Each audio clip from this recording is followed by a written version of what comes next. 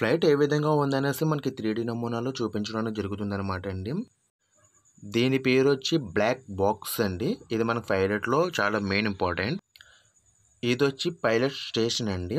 Pilot station అంటే ఆయన ఏ విధంగా నడుపుతున్నాడు, లోపల క్యాబిన్ ఏ విధంగా ఉంటుంది, స్విచెస్ బోర్డ్స్ ఏంటివన్నా కూడా ఇందులో ఉంటాయన్నమాట.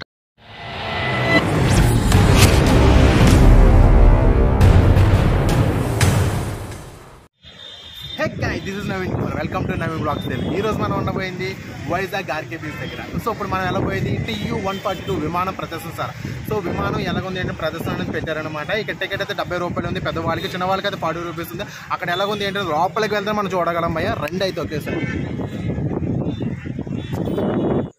దానికి ఎదురుగానే మనకి కళ్ళు ఎదురుగా ఇలా సబ్మెరైన్ అయితే కనిపిస్తుంది అనమాట అండి. ఇది వచ్చేసరికి దీనికి 40 రూపీస్ టికెట్ ఛార్జ్ చేస్తారు. లోనికి వెళ్ళడానికి ఇలా చెకింగ్ అయితే ఉంటుందన్నమాట అండి. మనం లోపలికి వెళ్ళగానే మనకు ఒక పక్షి అయితే కనిపిస్తుంది అనమాట. దీని పేరు వచ్చేసరికి ఆల్బట్రోస్ అండి. ఇది ఒక సముద్రపు పక్షి అన్నమాట. దీని గురించి మనం డెప్త్ తెలుసుకుందాము. మనమైతే ఇప్పుడు లోపలికైతే వచ్చామన్నమాట అండి. లోపలికి రాగానే విమానానికి సంబంధించిన ప్లానింగ్ డిజైనింగ్ ఏదైతే ఉందో ఆ డిజైనింగ్ మొత్తం కూడా మనకి డిస్ప్లే అయితే చేయించడం జరుగుతుంది అన్నమాట. దీనికి వచ్చేసరికి 2 గేట్లు ఉంటాయండి. Main gate 1 and main gate 2. మనం ఈ గేట్ నుంచి అయితే మెయిన్ గేట్ 1 నుంచి అయితే లోపలికి అయితే రావడం జరిగింది అనమాట. ఇక్కడ నుంచి లోపలికి స్టెప్ బై స్టెప్ వెళ్ళాలి అనమాట. 4 జోన్ల కింద 5 జోన్ల కింద ఉంటుందండి. విమానానికి సంబంధించిన డిస్పోజల్స్ ఏవైతే ఉన్నాయో అవన్నీ కూడా లోపల అరేంజ్మెంట్ చేయడం జరిగింది. పక్షి ఏ విధంగా అయితే చేపని వెతికి పరుగు పట్టుకుంటుందో అదే విధంగా ఈ విమానం కూడా సబ్మెరైన్ని వెతికి పట్టుకుని డిస్మేల్ చేస్తుంది అన్నమాట అండి. అందుకని సబ్మెరైన్ని సగం చేప కింద సగం సబ్మెరైన్ కింద పెట్టడం జరిగిందనమాట. ఈ విమానం ఏదైతే ఎక్కడి వరకు అయితే మనకి సరిహద్దులు కాసిందో అక్కడ వరకు మన ఏరియాని మార్క్ చేయడం జరిగింది. 1988 నుంచి 2017 వరకు తన సేవను అందించడం జరిగిందండి. ఎమర్జెన్సీ టైంలో విమానానికి కావాల్సిన ఫ్యూల్ని ఇలా గాల్లోనే నింపడం జరుగుతుంది. ఎవరైతే కనుక ఫస్ట్ టైం వైజాగ్ వస్తారో వాళ్ళైతే కనుక ఫస్ట్ ఈ ప్లేస్ అయితే విజిట్ చేయండి. ఎందుకంటే ఈ ప్లేస్లోకి వచ్చిన తర్వాత మీరు ఏమేమి చూడాలి అన్నీ ఇక్కడ ఉంటాయి. అలా ఒక అడుగు మనం ముందుకు పోయగానే మనకు కనిపిస్తారండి ఒక వ్యక్తి. ఆయన పేరు వచ్చేసరికి ఆండ్రే టుపెల్లో. ఈయన మనకి ఈ విమానానికి సంబంధించి నమూనా అయితే ఇవ్వడం జరిగిందనమాట. ఆల్బట్రోస్ ఒకసారి భూమి మీదకి వచ్చిందంటే కేవలం గుడ్లు పెట్టడానికి మాత్రం వస్తుందండి. ఒకసారి సముద్రం మీదకి వెళ్ళి ఎగిరిందంటే కనుక దాదాపు 8 నెలల వరకు అది గాల్లోనే ఎగురుతుంది, గాల్లోనే తింటుంది, పడుకుంటుంది అండి. అంటే దాని టార్గెట్ వచ్చేసరికి కేవలం 8 టార్గెట్ చేయడమే. అలాగే మన విమానం కూడా అంతేనండి, 8 టార్గెట్ చేయడమే దీని పని. ఒకసారి ఎగిరిందంటే మినిమం 4 ఇంజిన్లు ఆఫ్ చేసిన తర్వాత కూడా 100 కిలోమీటర్స్ నాన్ స్టాప్గా జర్నీ చేయగలదు. దీని పేరు వచ్చేసరికి బ్లాక్ బాక్స్ అనమాట అండి. ఈ బ్లాక్ బాక్స్ అనేది దేనివల్ల ఉపయోగపడుతుందంటే ఫ్లైట్లో ఉన్నటువంటి డేటా ఏదైతే ఉందో ఆ డేటా అంతా కూడా దీంట్లో భద్రంగా దాచుకోవచ్చు అనమాట అండి. అంటే ఏమైనా సరే ఇన్ కేస్ ఎమర్జెన్సీ ఎన్ని బాంబ్ బ్లాస్టింగ్ జరిగినా కూడా మనకి ఏమి కాదనమాట. దీని పేరు వచ్చేసి పైలట్ స్టేషన్ అనమాట అండి. ఈ పైలట్ స్టేషన్ అంటే విమానంలో ఉన్నటువంటి వ్యక్తి ఏ విధంగా అయితే ఫ్లైట్ని నడుపుతున్నాడు, ఏ విధంగా తన స్టేషన్ ఉంటుంది, ఏ విధంగా స్టీరింగ్ కంట్రోల్ ఉంటుంది అనేది దీని ద్వారా మనం తెలుసుకోవచ్చు అనమాట అండి. ఇది ట్రైనింగ్ జోన్ అనమాట అండి. ఈ ట్రైనింగ్ జోన్ అనేసి ఏ విధంగా సర్వైవ్ అవ్వాలి, ఏ విధంగా మనం ఎస్కేప్ అవ్వాలి, ఏ విధంగా ఉండాలి అనేది ఈ ట్రైనింగ్ అనేది ఇవ్వడం జరుగుతుంది అనమాట. ఈ ట్రైనింగ్లో మనం చూసుకుంటే కనుక ఫస్ట్ ఆఫ్ ఆల్ వచ్చేసరికి పారాచూట్లో నుంచి మన పైనుంచి దూకినప్పుడు ఏ విధంగా దూకాలి, అండ్ అదేవిధంగా కింద మనకి సీలో ఉన్న వాళ్ళని, సముద్రంలో ఉన్న వాళ్ళని ఏ విధంగా మనం రక్షించాలి అనేది ఇందులో అయితే మనకి క్లియర్ కట్గా చూపించడం జరుగుతుంది అనమాట అండి.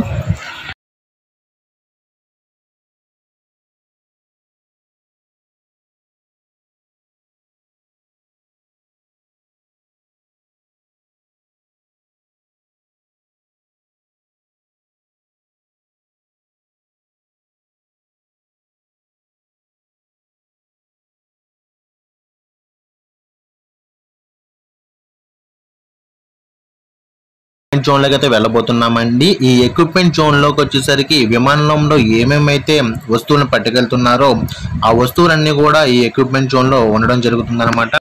దీని పేరు అయితే కనుక ఎయిర్ బాటిల్ అండి ఇది.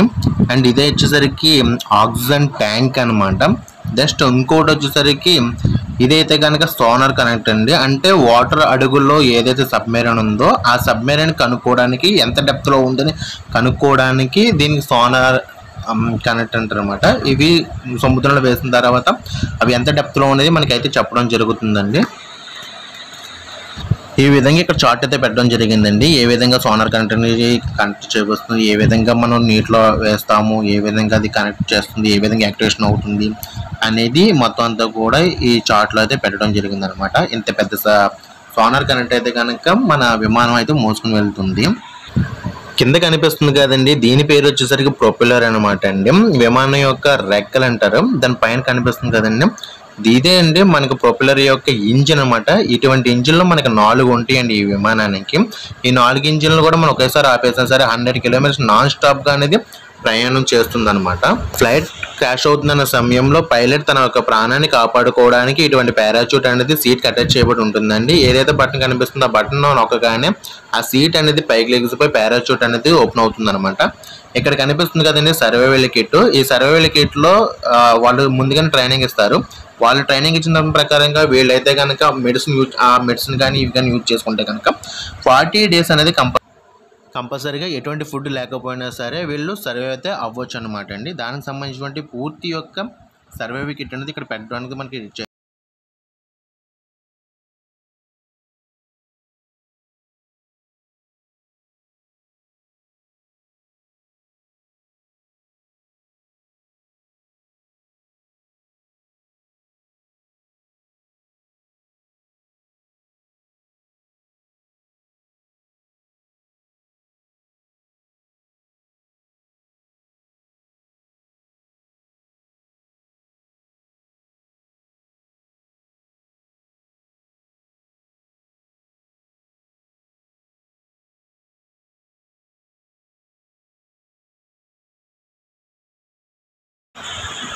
ఇక్కడ మనం చూసుకుంటే కనుక 2 రకాలుగా సబ్మెరైన్ని డిస్మైల్ చేస్తారనమాట. ఒకటి బాంబు ద్వారా, 2 మిసైల్ ద్వారా. బాంబు వచ్చేసరికి 2 లేదా 3 కిలోమీటర్ల డెప్త్లో ఉన్నటువంటి ఏదైతే సబ్మెరైన్ ఉంటుందో ఆ సబ్మెరైన్ని పేల్చడానికి యూజ్ చేస్తారు.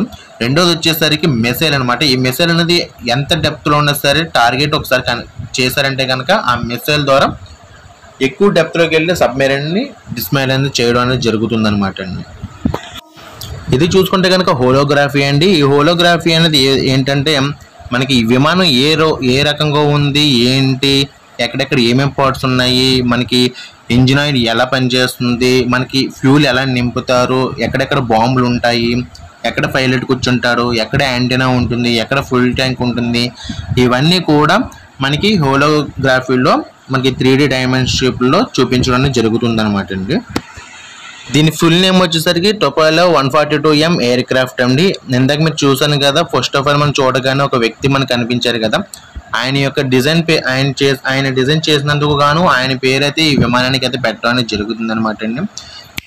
ఇప్పుడైతే కనుక మనం వార్ జోన్లోకి అయితే అడుగు పెడుతున్నాం అనమాట అండి. ఈ వార్ జోన్ అనేది ఏంటంటే ఏ విధంగా అయితే కనుక సబ్మెరైన్ని డిస్మైల్ చేస్తుంది అనేది మనకి ఇందులో అయితే క్లియర్ కట్గా చూపిస్తారనమాట. చూసారు కదా, డిస్ట్రాయింగ్ సబ్మెరైన్. ఏ విధంగా సబ్మెరైన్ డిస్ట్రాయింగ్ చేస్తుందో చూడండి. ఆకాశంలో ఫ్లైట్ వెళ్తూనే ఉంటుంది, విమానం అనేది వెళ్తూనే ఉంటుంది. కింద సబ్మెరైన్ని రిలీజ్ చేయగానే అది వెళ్ళి డైరెక్ట్గా మన సోనార్ కాంటాక్ట్ ముందుగానే సోనార్ కాంటాక్ట్ ఇస్తారన్నమాట. అది ఎంత డెప్త్లో ఉంది ఏంటంటే అప్పుడు మనకు బాంబు యూజ్ చేయాలి లేకపోతే మిసైల్ యూజ్ చేయాలనేది వాళ్ళు చూసుకుని డెప్త్ని బట్టి చూసుకుని వాళ్ళ బాంబుని అనేది రిలీజ్ చేస్తారన్నమాట. సో బాంబుని రిలీజ్ చేయగానే డైరెక్ట్గా వెళ్ళి సబ్మెరైన్ అయితే పేల్చడానికి జరుగుతుంది అనమాట అండి. ఇక్కడైతే కనుక విమానానికి సంబంధించిన ఫొటోస్ అన్నీ కూడా ఇక్కడ పెట్టడం జరుగుతుందండి. ఇక్కడ చూస్తారు కదండి 3 కోణాల కింద ఉన్నాయి. ఈ 3 కోణాలు అనేది అంటే మూడు డైమండ్ షేప్ల కింద ఉన్నాయి కదండి. ఈ 3 డైమండ్ షేప్లు కూడా మీరు చూసుకుంటే ఒక మ్యాజిక్ లా కనిపిస్తుందండి. ఏంటంటే మ్యాజిక్ అంటే కనుక ఒక మిర్రర్ లాగా అయితే మనకి కనిపిస్తుంది అనమాట. చూసారా, మనకి 3 మిర్రర్ లాగా ఉన్నాయి. ఇందాక చూసినప్పుడు మాత్రం 3 డైమండ్ షేప్లా ఉన్నాయి అనమాట. ఇది ఒక మ్యాజిక్ ట్రిక్ అండి. ఒకసారి నాది కలరా చూస్తానే కానీ మీకు అది ఏంటంటే క్లారిటీగా అర్థం కాదు. ఒకసారి మీరు ఎప్పుడన్నా వస్తే కనుక ఒకసారి వచ్చి చూడండి. ఇదైతే చాలా బాగుంటుందండి. ఇప్పటి వరకు మీరు చూసినదల్లా కేవలం విమానానికి సంబంధించినటువంటి స్పేర్ పార్ట్స్, దాని యొక్క ఫొటోస్ అన్నీ కూడానండి. కానీ ఇప్పుడు మీరు డైరెక్ట్గా ఆ రియల్ విమానం దగ్గరికి అయితే మనం వెళ్ళబోతున్నాం. ఒకసారి నాతో పాటు రండి, కమాన్.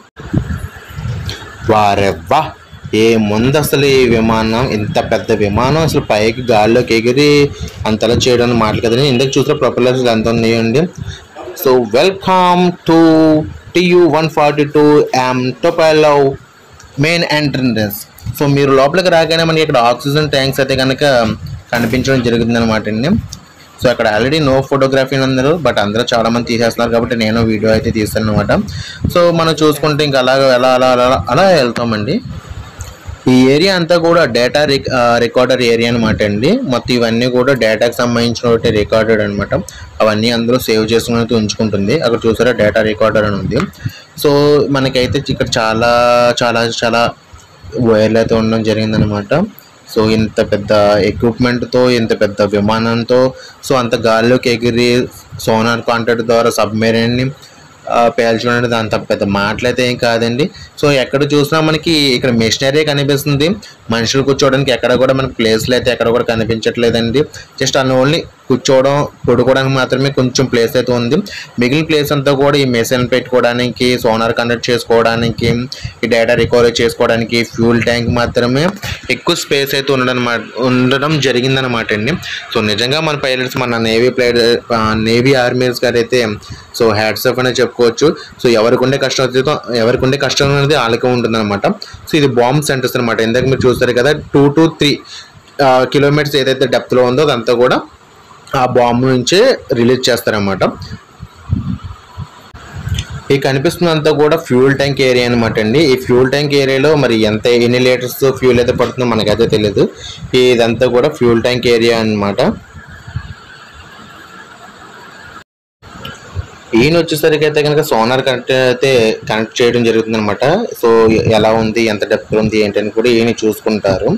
ఈయన వచ్చేసరికి మనకి నావిగేటర్ అనమాట అండి. ఫ్లైట్ ఏ విధంగా వెళ్తుంది, ఏ డైరెక్షన్లో వెళ్తుంది, ఎంత స్పీడ్లో వెళ్తుంది, విండ్ గట్ట ఎలా ఉన్నాయి ఏంటి, ఇవన్నీ కూడా ఈయన అబ్జర్వ్ చేసుకుంటారనమాట అండి.